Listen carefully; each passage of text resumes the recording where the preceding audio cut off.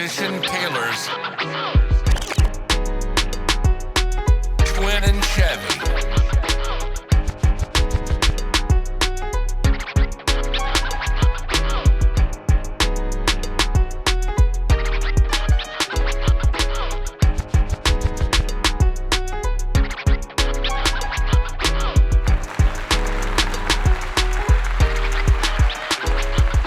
Greetings, everyone, and welcome back to the Tailor Talk Podcast, live here at Grand Entertainment Studio, headquartered at Musician Tailor, LLC.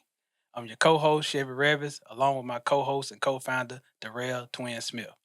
Today's special guest is a father, husband, family man, published author, talented manager, and retired U.S. Army combat veteran with over 30 years of honorable military service. He retired from the United States Army with the rank of Command Sergeant Major. He served at multiple duty stations, including the U.S. and overseas. Also, he has two combat tours in Iraq and Afghanistan. Duke completed multiple military schools, including United States Army Sergeant Major Academy, Class 64, and numerous awards and decorations, including the Legion of Merit, 3 Bronze Stars, and the Combat Action Badge. He's the co-founder of Hylo Art and helps run one of the most consistent showcases in the entire state of South Carolina. Please join us in welcoming to the show, Duke Mohead. Thank you, man. Thank y'all for being patient with me. Welcome, man. Hey, Appreciate you coming man? down Appreciate here. y'all, man. Good to see y'all. Thank Good y'all to for see you, having me, man. man. Appreciate Yes, it. sir. Appreciate Yes, it, sir. fellas. Yes, Thank sir. y'all so much, man. Appreciate it. Appreciate everything. Hey, man, how Thank you y'all. been, man? Man, I've been good, man. Just tired, from some of the stuff, my old mentor didn't tell me, everything to go into this, but he could, it's cool. But yeah, we've been real good. Blessed, man, Yeah. right? Blessed to still be here and just, it's hard to believe 6 years later, Yeah. Been 6 years, blessed. man? 6 years, 2019. Oh, Yeah, right before COVID, bro. Yes, Yeah, when sir. Stacy, shout out to Stacey Crawford when he did the hookup for me. But yeah, man, and I was gonna just get into blessed. that, man. We met through my brother Stacey blessed. Crawford, man. Okay. Me and him was stationed in Germany, man. He called me. He was like, "Hey, man, got this guy, man. Sergeant Major. He finna start managing his son. I need to hook y'all up." I'm like, "For real?" Then we set up a call. They said Duke's in a full 3-piece suit, ready to take notes and everything. I'm Me like, and Rhonda. yeah. I'm like, I don't know who you think you're talking to, but I'm still learning the game myself. But I appreciate that, and I always respected that, man. That shows your professionalism. You know what I'm saying? Yeah, every time you come around, you're clean, man. I'm thinking I'm going to a board meeting. Right. I'm like, who's this corporate guy? Right. Man, I wish I was like that. I done seen y'all, man. I see how y'all man. move. How clean y'all be. I ain't gonna lie, man. I be running for the suits, man. Yeah. I'm like Kanye said, I can't dress no more. So I just put a suit on and call it a day, man. Yeah, back I used to throw a suit on in a heartbeat. When I moved down here to the Atlanta area, Cuz said, "Cuz you overdressed." Yeah. I went Tone it down. we went to one of the Scotty events, and he said, "Cuz you overdressed." I'm like, what do you mean I'm overdressed? Got in there, these cats got on sweatpants and hoodies, and I was like, okay. And I like wearing street clothes. Oh yeah. So when I had to dress up like y'all, I had to go look at twin pictures. Be like, okay, he had this. Now, get a formula. You was cleaning them award shows, though. I seen you using Kentucky. Old lady be calling, she be like, hey, you gotta wear this. Yeah, you clean, you know man. What I'm saying? Shout out to Regina. Yeah. She had you right, man. You looking good. No, man, I like street clothes. We all three don't wear uniforms. Oh, man, who you telling, right? Decades at a time, So yeah, man. I'm like, man, if I get out, I don't never want to wear a suit. Right, I feel you. Right. Yeah, man. What you got, kinfolk? But Duke, known you for a cool minute, as a sergeant major, I know you did a whole lot for these soldiers and you took care of them. A lot of cats that I know that know you, they say, yeah, you like to say, I already know you're a good dude and your name weighs a lot throughout the military community. But you wear a whole bunch of hats. You was that sergeant major, then you jumped in entertainment, you're an author. So, how did it all begin? like the Army and the entertainment? Everything. Oh, Yeah, wow. where you from? Man, so I'm from Georgia. Okay. I'm from South Georgia, man. I like to say Valdosta because I live there. That's the biggest town from where I'm from. But I moved. For example, I went to like 5 different junior high schools in the same year and stuff. Because like my father left at an early age too. I know you left when I was 3, and then at 6. Not to get too far off, I don't take y'all down the road. But at 6, my mother, God bless there, but she's sent us to live with my grandparents, my dad parents, right? So my dad parents raised me, and I grew up in the same house my pops grew up in, and he wasn't even there, type thing. But anyway, so just fast forward, like I played sports and did different things growing up in South Georgia, man, and it's 5 miles from Florida, was where Valdosta is. I mean, but by the time I graduated, I ain't really have no aspirations. I didn't get the whole you better be gone, you got to be out the house when I come back. Yeah. If you don't got no job. I didn't get that. I didn't get that speech because my mother, when I turned 14, I moved back with her and my stepfather. So my mama let me get away with a lot of stuff just because of that. You know what I'm saying? Like she didn't really raise me. So now I'm coming back so I can, But I was pretty good, but my family was, involved in a lot of different activities back in the day, So anyway, so I moved. I was there, and the recruiter for the Army recruited me. I had buddies in the Army, and I could have played. I was pretty good in basketball, a lot of stuff. So I could have went to school a lot, but I just didn't have no aspirations really to do anything, man. The recruiter recruited me, and I had a buddy who was a tanker, and he was at Fort Knox at the time. His name was Willie Barrett, Uncle Bill, what we used to call him, Willie Carl Barrett. But anyway, he was a tanker. I think it was 19 kilo back then. I think it's 19 kilo. So way back then, man, this is like the late 80s. So he was a 19 Echo that switched over to because each position had its own 19 Echo. Then it went from they just said everybody gonna be at 19. So he was one of y'all. He was in that category. I know. He was a tanker though. He was late. He wasn't airborne. He was on the he might have been. I don't know if he was airborne number. He was on one of them 60s. M60s. But he was just say so. If he was a senior in high school, I was probably in the 8th grade maybe or something like that. But anyway, fast forward. I'm getting ready to go in, or just talking to the recruiter and all this, or the recruiter talking to me. And you know how they call it the service. Well, I'm like, hey, boy, go on in that service. Ain't nothing right. But he came. He said, listen, man, when you go, make sure you take the highest numbers. Don't take none of them. Look, the first thing they gonna offer you is the low number. He's like, listen, back then, he was like, listen, the higher the number, the easier the job probably do. And they already think you ain't gonna make it. Like my cousins and uncles and all that, he'll be back. Just where we from, it was just, it's a southern thing. Like, yeah. And so, anyway, so he said, make sure the higher the number, most likely the higher the number, the easier the job. Because, don't fall for that the infantry and all that, because you ain't gonna want to do that. I know you're a country boy and all that, but you ain't want to do all that. So as soon as I got in, and then the recruiter brought me in, and then, you go to the MEPS and you look at these, back then they had these little discs, they'll put them in and play them. That big old big record, old disc, play it, and then, so they had to do, first thing he offered me was 11 Bravo, man. I'm like, nah, player. I'm like, nah, I ain't. I ain't want to do that. And then the next thing he said, you afraid of heights? I'm like, I don't know, not really. I ain't, ain't never been. He's like, well, what about this? A cable dog? Show me dude climbing apart. Nah, man, I ain't. And then he showed me mine 42 personnel. It's human resources now, but it was 42 Alpha back then. Pack, it's one. So he was like, listen, this. He said, what about this? And it back then it was 75. So the number went from 31 to 75. Like, hey, and that's how I got. And he said, well, I ain't gonna lie to you now. You may have to go to war and all this. He said, because everybody is infantry. Everybody infantry first. So you may have to go to war, but they showed in the picture the dude was in the office walking around in Class Bs. He was in Class Bs. I was like, okay, because that was the first one that popped up like that.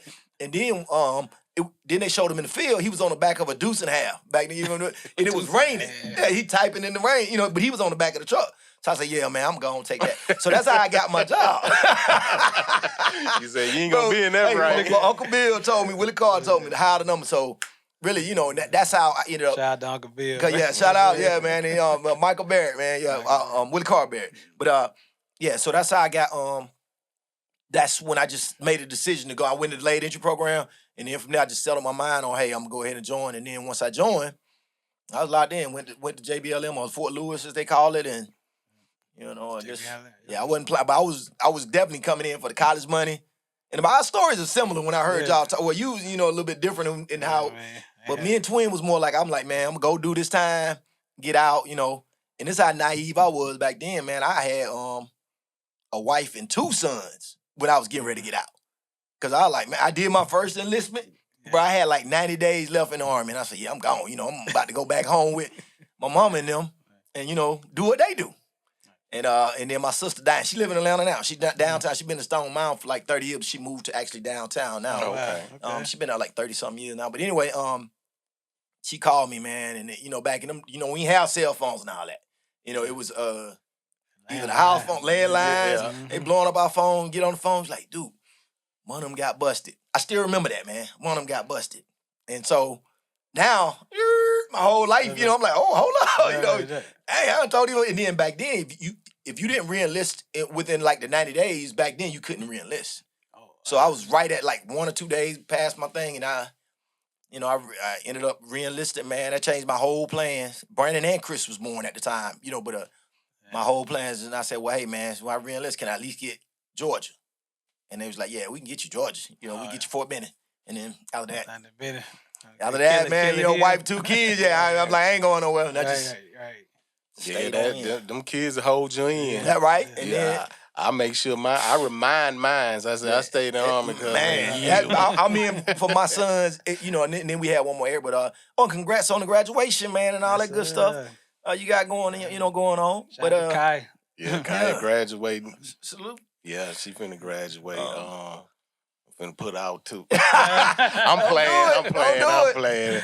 You know, I'm gonna let her get on her feet. That's real. Now she go for her masters. You know, she can stay. But she was talking about she gonna. Congrats, man. I know that's huge, man. Go straight into that master program. A lot of that says a lot about parents and stuff. You know, when you come through like that. You know, when the kids come through like that, for real. Oh, they think I'm terrible. Hey, you might be, but they say I'm too mean. They're a victim of your success, man. I'm telling you. But so anyway, I was in, and you know, fast forward, man, through the Army years, just the regular Army stuff that y'all know of. You know, the whole, just everything, the whole Army life, whatever, PCS and all the duty stations, all that. The wars, you know, couple Iraq tours. You know why you touched me deep when you said Taji, when I heard you talking, and you said y'all below Anaconda. It's crazy. I was in Taji. Yeah, bro. When I first got there, I was in Taji. It was blowing up. You know, I remember, like I said, when I first OIF, and then I went on the mid team. So all the training, when you get in country, you got to go to Taji for like 2 weeks. So when you were saying that, and then you mentioned Anaconda, I was at a fire called War Horse my second time. War Horse. I know exactly. So and we used to go to Anaconda. Well, I was actually in Bakuba, but War Horse was the nearest military thing, Army base. Because that's when I was living with the mid, you know, the mid team. Yeah. So, but I used to go to War Horse to get our mail, and so I had to go out. You know, we got to put out full battle. I don't drive 15 minutes to get mail, but when y'all was talking, I was like, man, you know, in Solid City, bro. Went there, but we went there on with some M-Raps and everything coming through. You know, you going, and they had all these power lines. And then it's, you know, it just was like, man, you know, I'm on the gun back then. You know, I'm like, man, I'm E8 too at that time. But I'm like, man, I'm about to get killed in Solid City.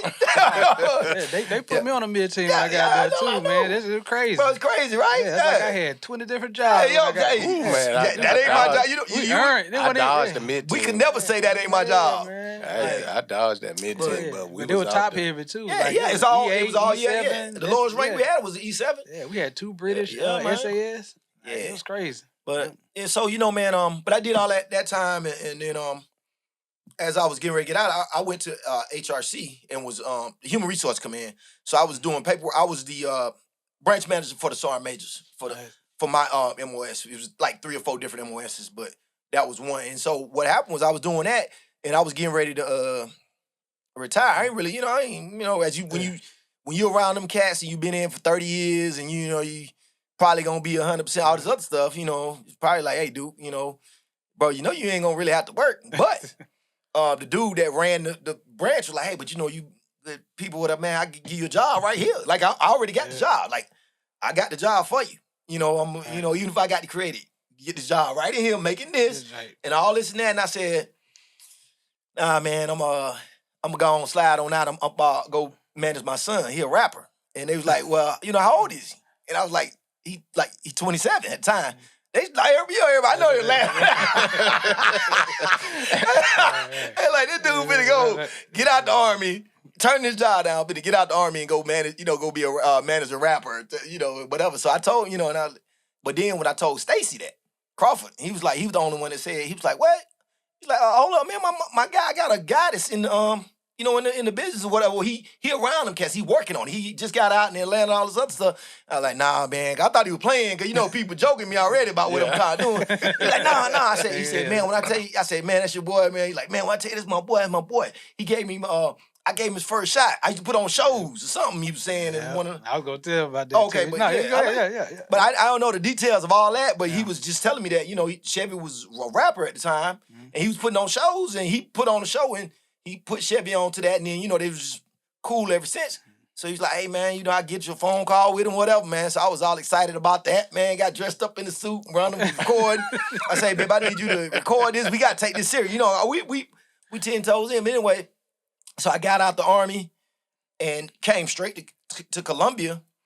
If I got out in June, and then I came to Columbia, and we already done the LLCs and some of the paperwork, but I just didn't know that you have a plan and all of that because in the army it's a lot of stuff that you have and everything is structured, but there's still that that NCO part of it where we fill the holes, man. Like you hit the ground, and y'all just it's certain stuff in life. I guess you to put your own dialogue, put your own SOPs and stuff. Yeah, all your SOPs and all that you do yourself, and what work. And you might have the company tax op or SOPs or whatever they call, but you know what works and what don't work and all that. And that was the part that kind of set me back a little bit. And one of my biggest things, then I can cut the story, I'll show it, but my biggest thing, what I learned was, one thing about the industry is that I learned personally is, the time thing, man.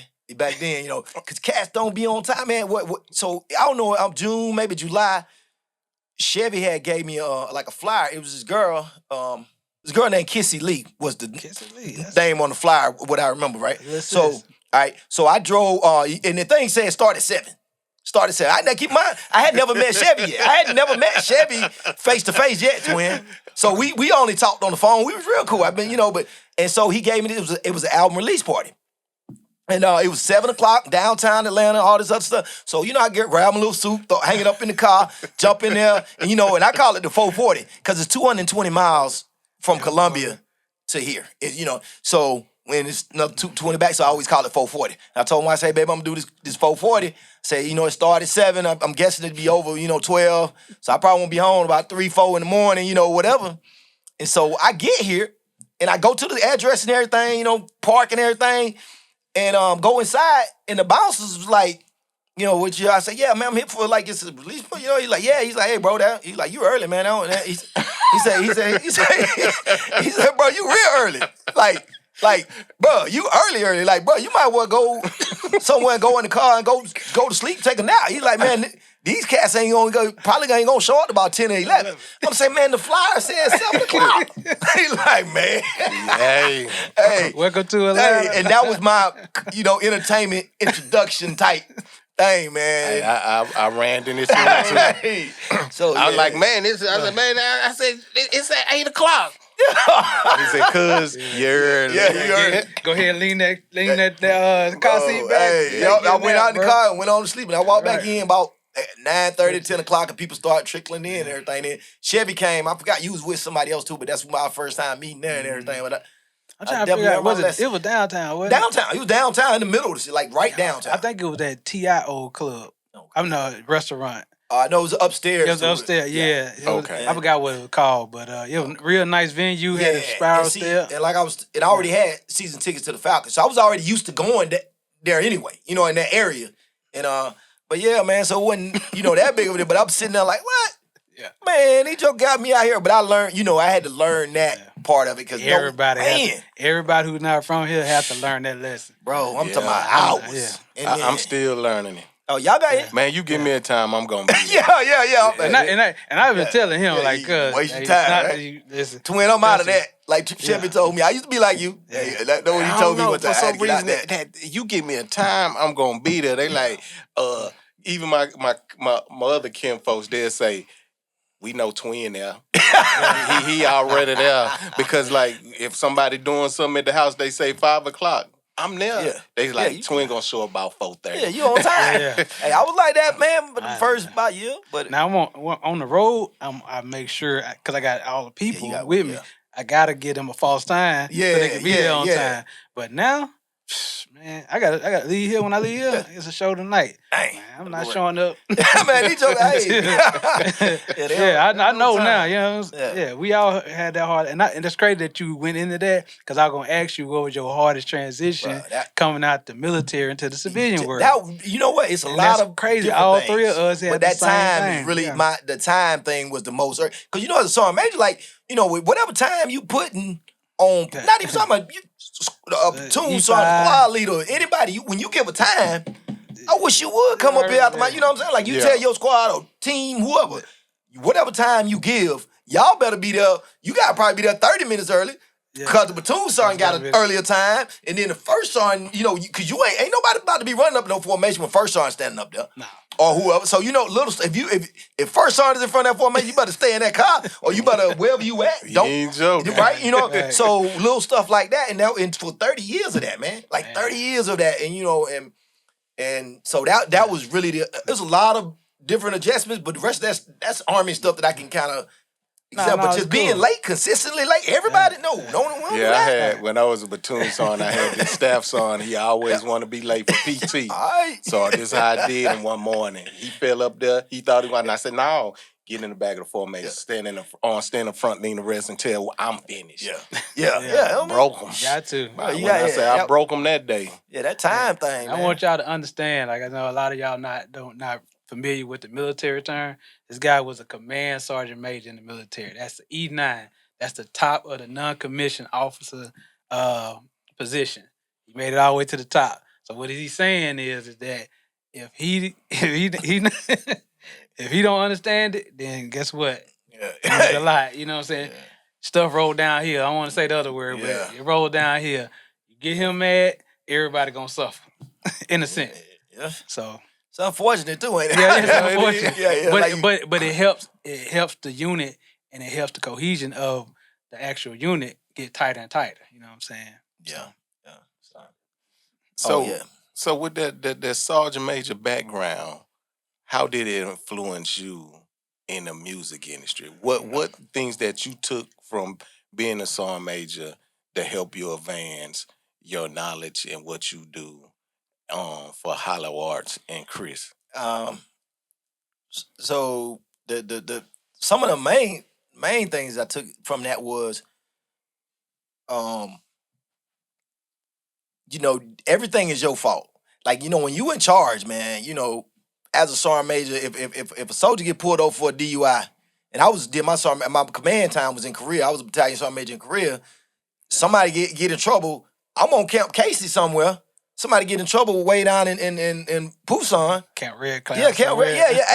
Hey, sergeant major, you can't control these. Everything is your fault, and then it isn't where you can come back and say, I don't know about it. I do it. Roger, sergeant major, or Roger, sir. You right. I got No it. excuses. So in the music business, for me, that's one of the biggest takeaways is everything is my fault. If we do a show and it's empty, it's my fault. Well, I got to do a better job. I got to promote better. We got to make a better product to make people want to see it. Like if somebody don't want you on a song with them or whatever, that's my fault. We got to do better. Like we gotta do a better job as our team. And I saw you guys talking about the manager piece being a business partner type Troy, thing. yep. Yeah, so Troy, shout out to Troy. So me and Chris me and him are business partner, even though he's my son. Everything is my fault. Right? So I took that with me. I keep that with me. It don't matter what it is. If I was late to y'all today, it's my fault. I'm not about to say, my wife was getting dressed or my son doing none of that. Everything is our fault. If the music not right, I didn't do the sound check the right way. We're smaller, it's a smaller team. But a lot of this entertainment stuff, the Army prepared me for that. Like we went through a lot of that. We've been on teams.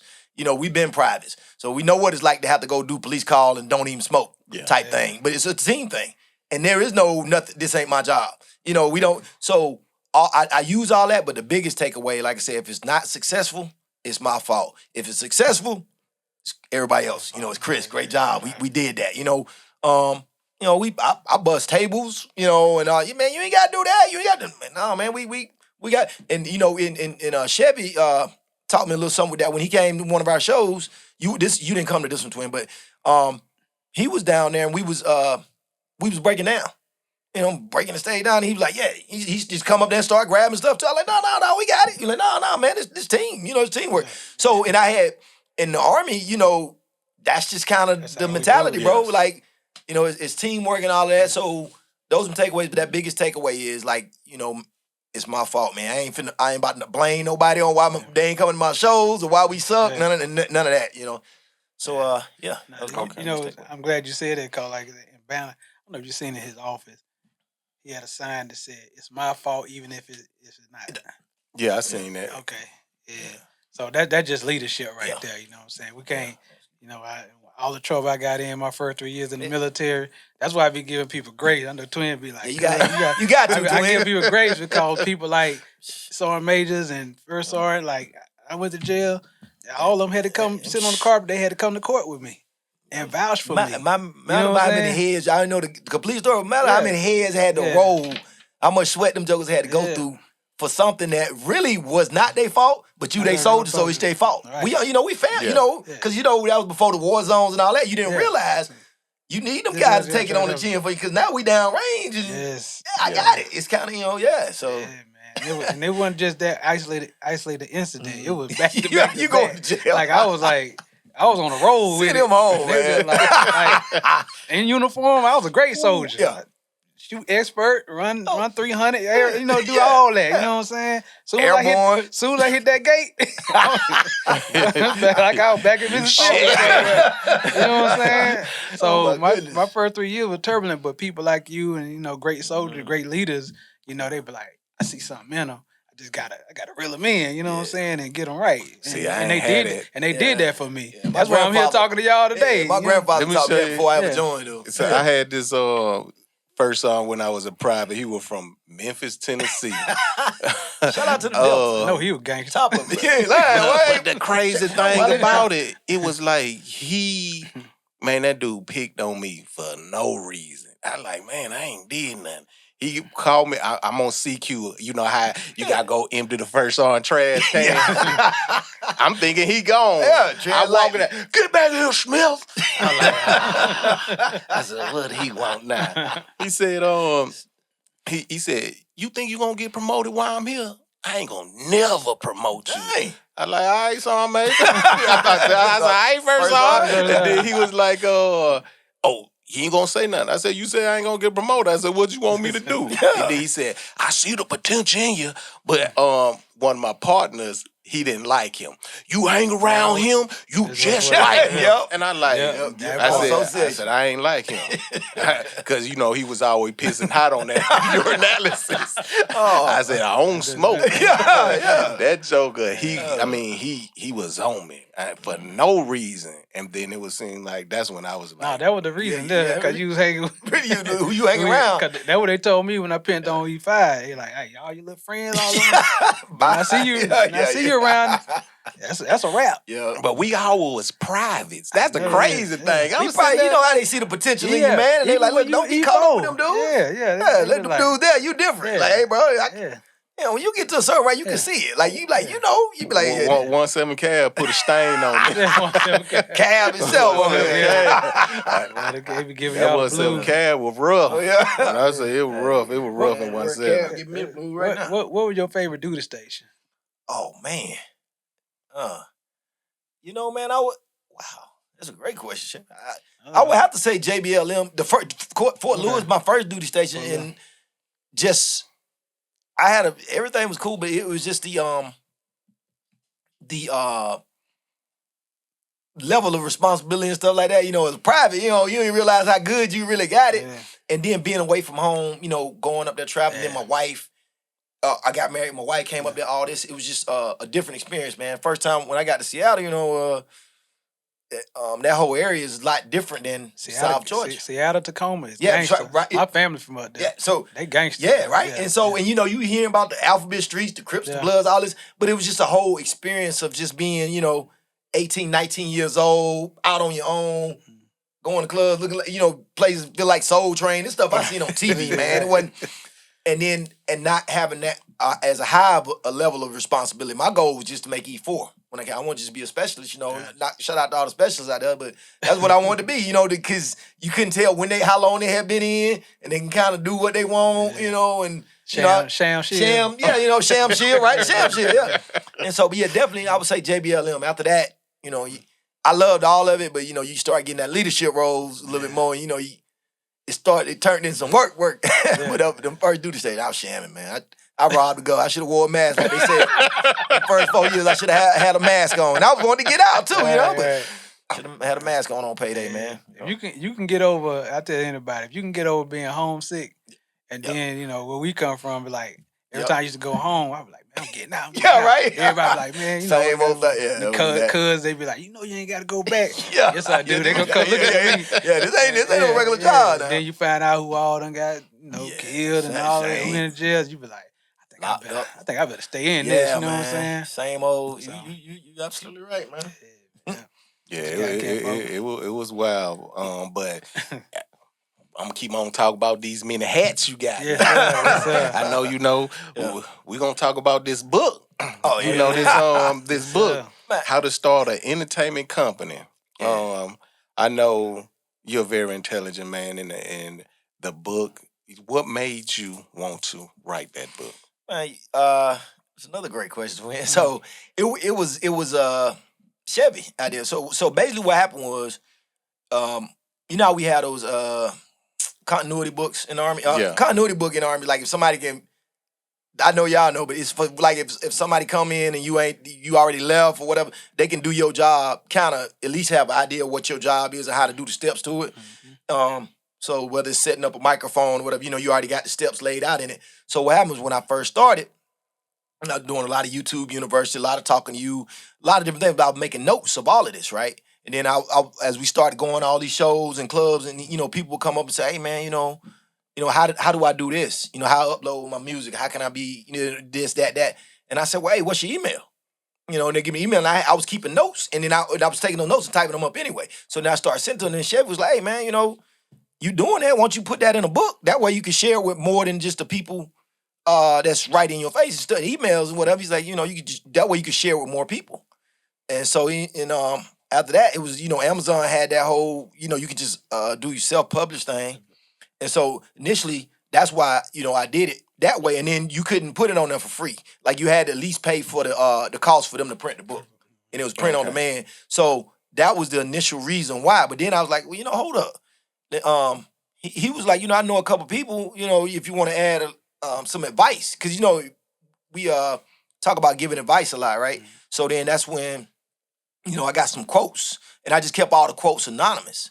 But it's some people in our book, man. Some of those quotes are music industry insider people from 6 years ago that Chevy hooked up. And I went to venue. All this was his idea as far as who to do. Yeah, now I'm saying, because he was like, hey, talk to some venue owners. Oh, yeah. Talk to the venue owners, talk to the bartender, talk to the bouncers. You remember that? Yeah. All of this, right? And so all these people, all these different people in that world, and these people are important people. Like, I ain't just talking about the big wigs. I'm talking about the bouncer or the bartender, the person, the janitor, the cook. Those are important people in this industry that we in, right? Your so ARs. and they will keep you on. They can let you know the just the nature of how you doing all that. So I put I did all that, and that was the reason for the book, twin. Yeah, and if I could have gave it away free, I would. But then after that, I just put it on Amazon, just left it there for that reason, and it was more of a kind of just like a quick guide for people. And if they got any questions, you can call us because, that's a gift to keep on giving right there. Yeah. It's just somebody next mogul gonna pick that up and be like, yeah, man. And it's some real device. I still look at the device now, I laugh at some of the stuff in that now that we did, but it is what it is. It was definitely coming from a good place, trying to help people. No, that's good though. It's you definitely it's helping people. A lot of folks don't understand that the littlest thing can take them far. And then with this book that you add to your resume as well, definitely going keep pushing you higher, but also have folks that come to you and say, hey, look here. I got this book here. Go on, check it out. Check it now. out. You're right. You're right. Yeah. Shout out to Amazon too. Every once in a while they send me $3-4 for somebody buy. Hey, hey, I add to the tips. Hey, what? You know what I'm saying? Hey, man, better than nothing. Absolutely. No, man, it was great coming down there at the times that we do, man. Appreciate Let me it. tell y'all something about this most consistent open mic talent showcase, variety show, all that in one, man. Like, happens every Thursday, you know what I'm saying? And ever since he started, it's been consistent every week. For what, 6 years? Yeah, almost 6. I ain't gonna lie, when I first got there, he rolled out the red carpet. I didn't know where I was at. Got there, he was like, yeah, man, order some food. Cause they had some shrimp and grits. South Carolina style. You know sometimes we try to skimp on the shrimp. Man, them things like prawn, boy. I was like, all right. So we had that. And they fed us and had a great show and rolled out the red carpet. I said, you know what? I'm finna go get the truth. And I just slowly started bringing people back. I think the first person I brought was Key. Yeah, Key, and then Tahoe came. Of came. course, Maddie B came. Twin came. I think the Twin probably was the most viewed thing we got, man, for a minute. Until I think I had to go and purchase a few ads to get some of our numbers up, because I'm like, I bet it do. Because Twin shot past us. His name is Twin. Donnell. Everybody thought they were Donnell too, man. There's two people in one, man. Okay. So he was cheating, man. Cheating, man. He's double B. That's why he got all the views. They were like, they looked on there, they like, that Donnell, that's Darrell. So you know what I'm saying? He get double. He got the cheat code, man. See, I'm gonna send folks your way, man. I'm gonna send traffic. That's what that was. Appreciate it. But They loaded them up. Yeah, we 500 something interviews in now, man. So I definitely appreciate that, man. 600 seconds, man. 600 seconds. 10 minutes. Yeah. It's 600 seconds. We just gave it a catchy name. Oh, and I know we jumping the gun. I know we all over. Oh. Explain to us what Coyote Lemons is. Oh, yeah. Okay. So give us the I love that so name. Coyote Lemon, my son Chris asked me to be his manager like Chevy, and he was just like, hey man, just get your paperwork straight. So we created a management company. It's called Coyote Lemon Management. And we got that one act, which is Chris Mohead. But everything's set up. Coyote Lemon Management is not it manages him and everything else, but also his angel investor and manager, promote all that. But what Coyote Lemon is, okay, so my granddaughter, my oldest granddaughter, her name is Wiley. And for older people like me, you used to watch Roadrunner, Wiley Coyote. Yes. So that's where we came up with the Coyote part, because we wanted something for the kids. And she the whole reason we even moved back to South Carolina, because you got my first grandchild, all that. So that's where the Coyote came from. And then God Bless Dead Lemon is my wife's father. He passed away from lung cancer in 2012 when I was in Sergeant Major's Academy. But so that's where we came up with the lemon.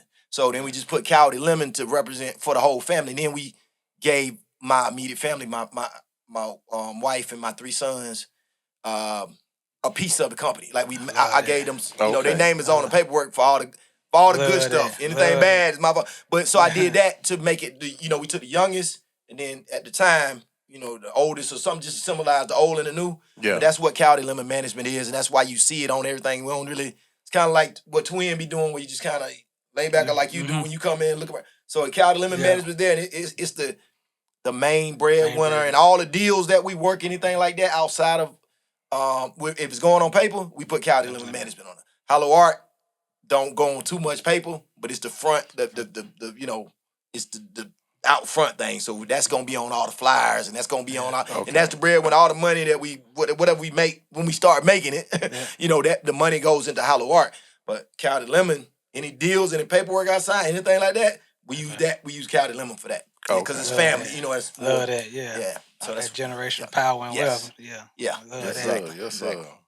So man, you got many hats. Many hats. I know you gonna keep me saying that. Many hats. Man, you doing clothing too. Yeah, man. What's up with that clothing line?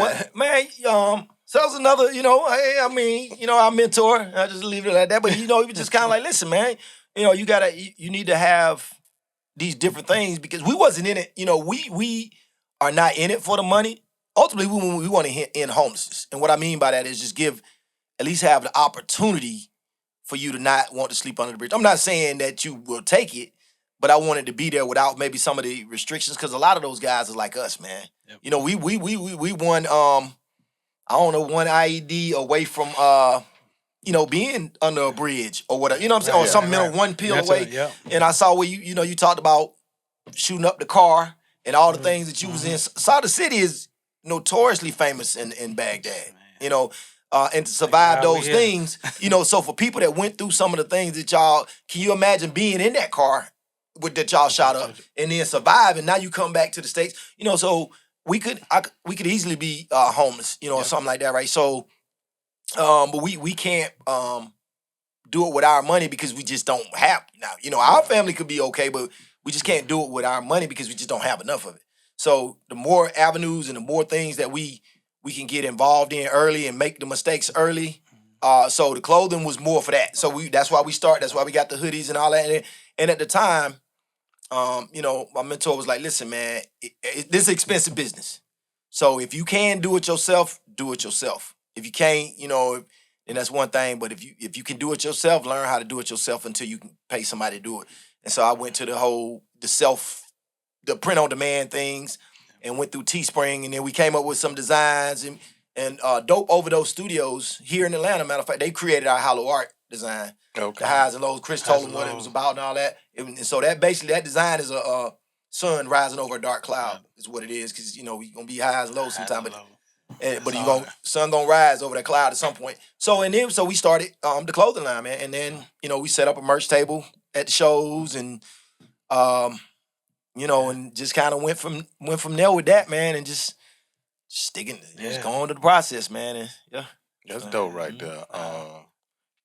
So you giving back to the community. That's amazing. That, like I said, we got to take care of family, but you also worried about your community and want to end a lot of the homeless within throughout the United States, because a lot of the homeless, we do find our fellow brothers and sisters of in arms out there on them streets, because some of them, the trauma that they went through, some of them, like, I got a soldier, he reach out to me every now and then. He out there, in Seattle, homeless. He used to be my gunner, but I was on him. When I say I was on him in the Army, one day he hit me up on Facebook and he apologized. He said, "You was teaching me some stuff that I didn't really want to learn at the time." So then when I left 166 Armor, I went to Knox. He ended up going to Fort Lewis, and he crashed out. He was in a motorcycle accident. Then he ended up getting out, and he went to that border. So he ended up hitting me up. He hit me up. I ended up writing a little statement for him so he can take it to the VA to help him out. But it's a lot of stuff that I hate to see the homeless out there. Yeah, just in general, right? So when I first met him, that's what his purpose.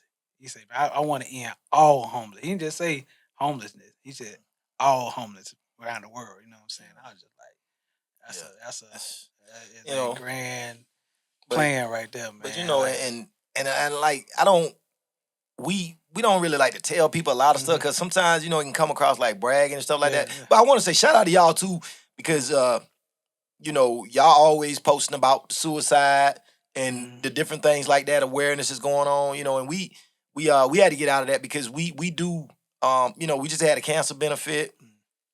We did a domestic violence benefit.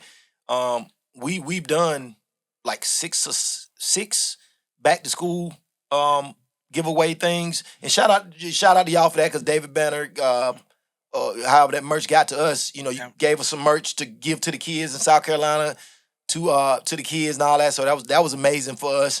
And we've done the back to school, and we've done the Christmas things, all these charity events, right? And we don't really share it, but we trying to get out of that just to help the bigger picture. You know what I'm saying? But sometimes it's just tough, because like you said, when you say, "Oh, this dude trying to end homeless, he just doing that for attention." Well, nah.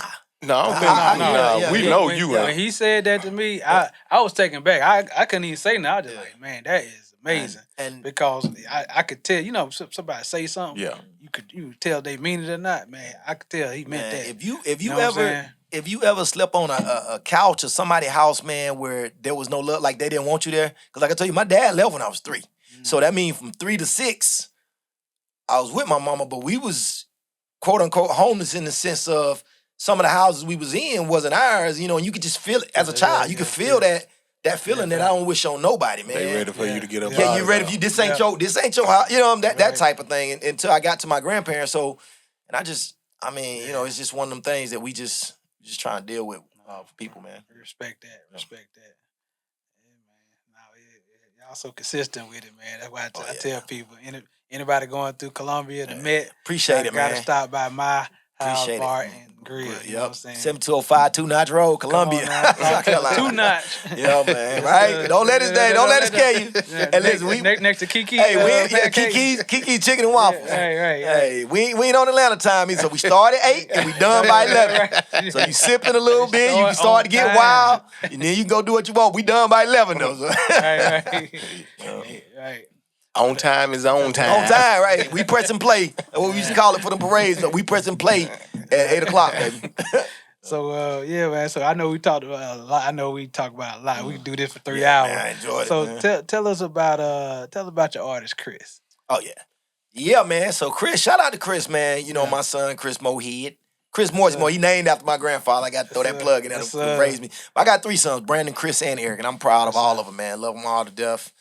But Chris is the one who gave me, you know, the whole mentor that, you know, when I was in the Sergeant Major branch and the whole thing about, hey, Pops, you getting ready to retire, you know, however we came to it. Me and him, our stories differ, but I know mine is the right one. But, you know, he asked me to research some paperwork or whatever, and I found it out. But either way, he was like, yeah, I want you to be a manager. You're going to be doing that. So that's how this all started. But anyway, but as far as him as an artist, man, it's leaps and bounds. And, you know, as a manager, you know, some of the advice they always give you is, you know, you can't want it more than the artist. You know, and that's, for me as a father first, that's hard because, you know, you as a father, you know, you always want your kids to do. I don't care how much, you know, I may try to play it off and all that, especially raising men like that, you know, but I always want to see them succeed. And I used to have, you know, the mentality of nobody's going to outwork me, right? But Chris, you know, he get outworked, like, he, you know, I'm getting old too, but that boy, like, he'll get out there, man, and he used to go, he got his own apartment and all that with him and his, you know, family and everything, but he used to come to the garage in the middle of the summer, back when I first got back, and say, hey, and because I was telling him we got to do 100 shows before I start putting money into this. And I said, so it's probably going to take us about a year, knowing what I know, I'm saying, probably take us a year or two, you know, whatever. Man, it took us about, I don't know, 45 days. Chris would come to the garage, practice his songs in the middle of the side. Like, hey, boy, you gonna pass out? Nah, Dad, you know, get hot on the stage. I gotta do this. And then we'll go to open mic that night. In any show, I don't care if it was open mic, free, the band playing, whatever way he could get them numbers up to get to that 100 is what he was doing. And then over that time, he also was working on his craft, and the music got better and better. And every time I thought that, you know, the song was good or whatever, then the next album will come out and it'll be better and all this. His work ethic is amazing, man. He's really talented. And the crazy part about it is Chris doesn't want to be in front of the camera. He don't want to be the rap, you know, the thing. Like he like the rap and all that, but he don't like the stuff that come with it. Yeah, I guess, you know, quote unquote, a little bit of fame or whatever. He don't like being out front. He want to do movies, but he want to be the director. He don't want to act in the movie type thing. But as far as you know, working and all that, I definitely, it's kind of weird because I definitely ain't had no issues from a managerial standpoint. Even when I tell him I don't think it's a good idea, he'll just do it anyway on his own and then show me. I'm like, dang, that was, you know, that kind of stuff. And plus, I guess he had a disadvantage with me being his pops because he don't like to, you know, he don't like talk back, I guess, or say no. It took him forever to even start like the profanity in his songs and all that. Like if his mother was in there in the club or whatever, he was always gonna do the clean stuff. Like he's never gonna cuss, none of that, around his mama, none of that. Until finally one day I say, hey, listen, son, you know, if me and your mama, if it's gonna prevent you from sharing your gift the way you want to share it, we'll stop coming to your shows if that's what we need to do, man. But don't worry about us. We understand. Like we all in this. I can't end homelessness, or we can't end homelessness with our money. So you know, we gotta end it with your, you know, your gift. So do your thing. And he all in. Like he all in, because, you know, he'll share some of the reasons why he's all in. But Love him to death. He's very talented. I'm not just saying that because he's my son. And we come with a work ethic, like I said. So if you happen to hire him or get him to do some stuff, just know he got a janitor, cleanup guy, whatever you need, somebody carry the bags, all of that. Yeah, but He like his pops, many hats. appreciate you. Yeah, right. Yeah. And he a father, Many man, hats. and my Father, grandson, doing a great job with that. So Yes, sir. Yes, he is. So I know it's the hats you carry. I keep telling you, wear many hats. Yeah. What legacy do you want to leave behind in everything you done, from military, management, and entertainment, as an author, father, husband, grandfather? wow, man, first of all, I thank God that only God can see everything I've done. like all the stuff, like me, God really knows all the past stuff. So I thank God for that. But man, when I'm gone, I really want my kids to say I was a good person. Like I feel like my grandfather who raised me, like he walk on water, man. Like you can't tell me nothing about my grandpops. Like he took me in when I was 6 years old and raised me like I was his son. And his son, he my son's daddy, not the mama. And the thing about it is, I want that. Like when I'm gone, I want that. And my sons, like I said, Chris is named after my grandfather. And my other son is named after my wife's parents, and then my other one is named after both of them. But I think when you name somebody after somebody, first off, that's saying, other than maybe a direct parent, but it's kind of a tribute to him. But my grandfather sacrificed so much, man. He was that dude. He was just a man, and he cared about so many people so much, man. And everybody knew it. So I just kind of want my kids to feel that way about me when I'm gone, man. If my kids feel that way, that's it, bro. That's what I want. That's I like That's that. a great legacy right there, man. That is a great legacy. But man, we could do this all day, man. We could do this all day. Yeah, man, I know, man. I do want to add one more little thing. Yeah, If it's come on, okay. come on. I want to say, Yes, sir. I want to say, shout out to y'all, man. Y'all took me in 6 years ago. No experience. I'm a private, and and just took me in and gave me so much knowledge. And then more than that, you gave me security, man. It's like having that security blanket. And me and Chris talk about it all the time. How, like, look, man, we ain't going to them until we can help them. So you understand how much we gotta work to do that. Because it's probably nothing we could help y'all in, but we're gonna keep doing it until there is. But I just want to thank y'all for that, because for anybody out there who is trying to do this, man, well, another thing is get a mentor, get somebody or two, in the business who really success leaves clues. So you got these guys out here who really are genuine. And then the military thing background and being retired, senior, to be a senior non-commissioned officer, and they downplay this a lot, but to be a senior non-commissioned officer in the Army, you run the Army. When you're a sergeant first class in the Army, man, you're a senior non-commissioned officer, and you run the Army, man. Who else gonna be walking around out there on the ground,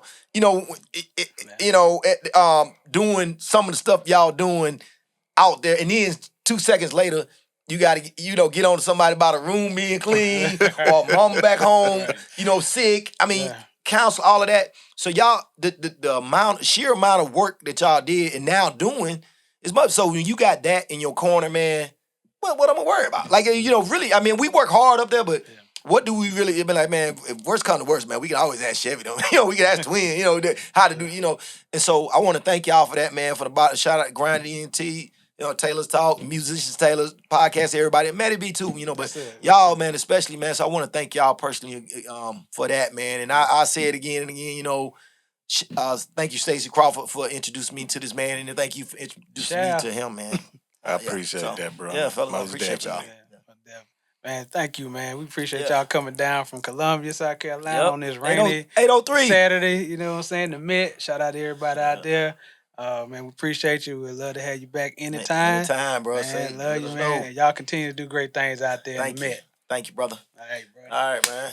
Thank you. But man, before you get out of here, born and raised in Georgia. Before you get out of here, man, where can they find you on social media? Great question. And thank y'all for them gifts y'all gave me too, man. Hey, you'll see some of it soon. But y'all can find us on social media at Hylo Art, HYLO Art on all platforms: Instagram, Facebook, Twitter, Formerly known as YouTube, X. X, formerly known as X, or X, whichever one it is, right? I don't even know, but on all those platforms, HYLO is just a fancy way of spelling Put it down. Hylo. Is highs and lows of art.